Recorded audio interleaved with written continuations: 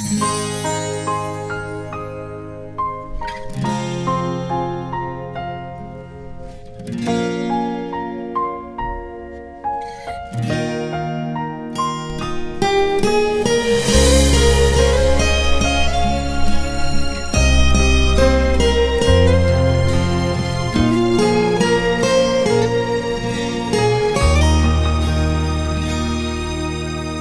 ែកគ្នាទៅហើយមិនដេចឡើយក៏ខ្ញុំចូលចិត្តពួនសំងំទីងងឹត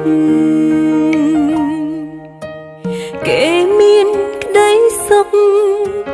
ជួបស្នេហាពិតមិនដេចខ្ញុំអង្គុយគិតសោកសៅពីមុនដូចក្មេង